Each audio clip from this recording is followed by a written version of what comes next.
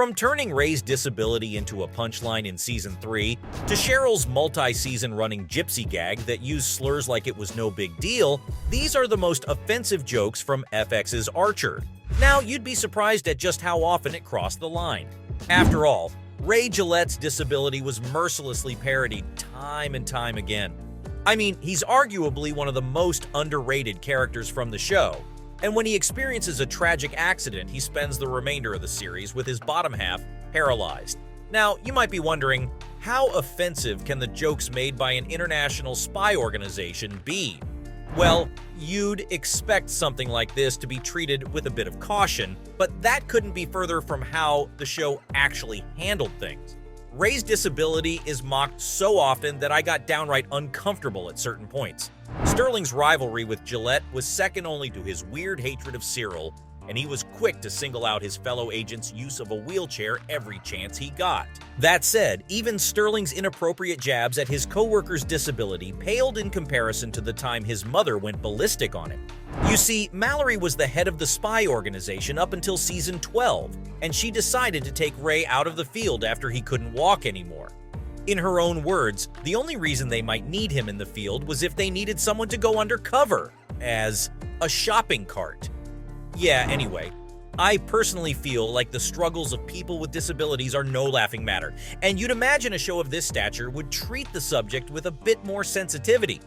Sure, making fun of Ray for being in a wheelchair might actually be a step up for the character, because the jokes made at his expense tackled a completely different subject matter in the first few seasons.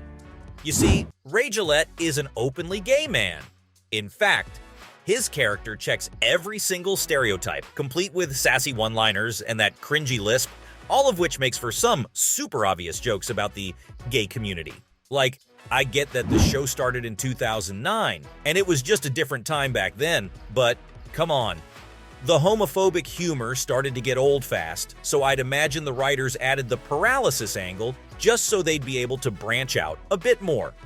After all, Mallory alone got in more than her fair share of gay jokes, often referring to Ray as Miss Gillette, and that's when she wasn't just calling him the gay. In a way, all these jokes shed some light on how people of a certain age group might feel about the LGBTQ community. We've all heard inappropriate comments like this around the dinner table, and they can definitely make family get-togethers kinda tough to get through. So watching Mallory wear her homophobia on her sleeve is actually pretty cathartic.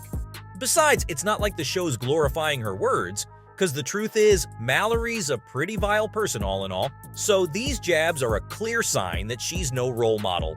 What's more, these jokes usually reflect the insecurities of the people making them, rather than coming off as an objective representation of who Ray truly is. Look, the characters from Archer clearly have some questionable ideas regarding anyone that's not straight.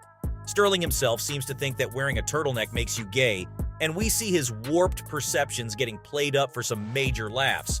Like, remember that time he had to pose as a gay man to seduce somebody? The target was an enemy operative who happened to have some inappropriate videos of Sterling's mother. Now, Mallory's well aware of how attractive her son is, so as gross as it sounds, she was more than happy to use him as bait.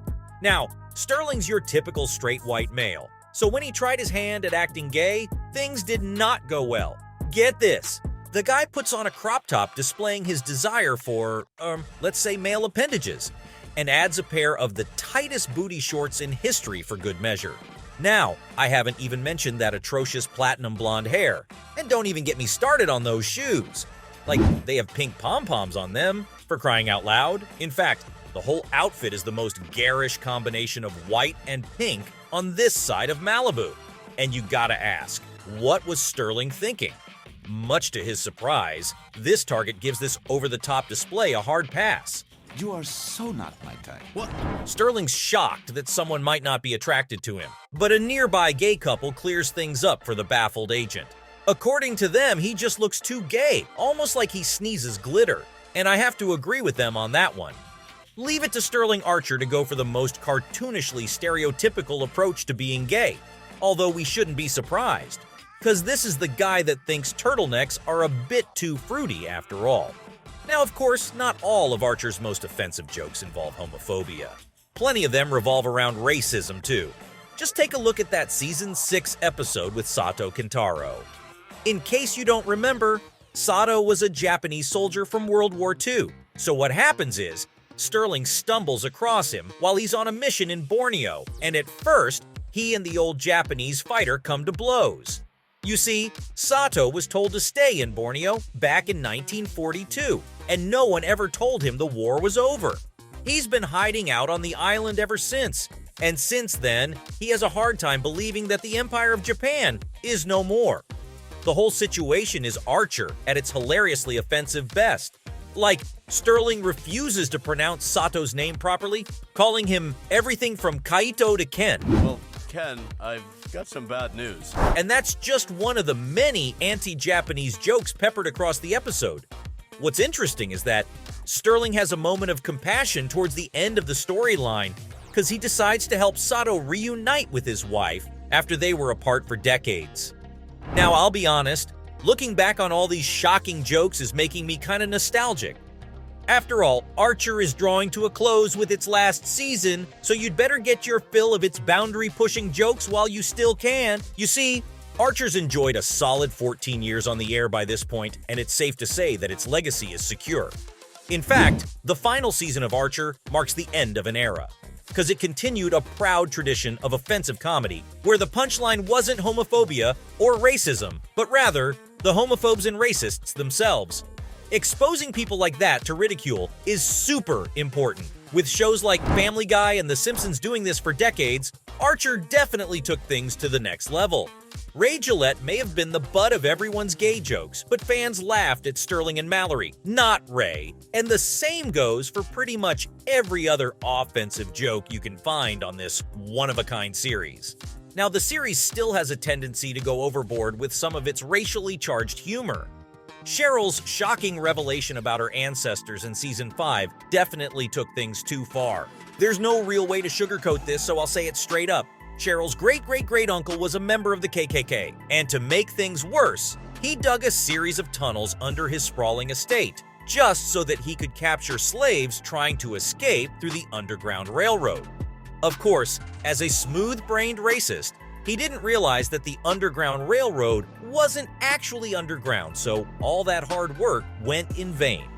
Now sure, Cheryl doesn't specifically say he was a part of the cult, but she definitely says that bit about underground tunnels to capture slaves. Not just that, but she also mentions that he kind of wanted to act like a ghost.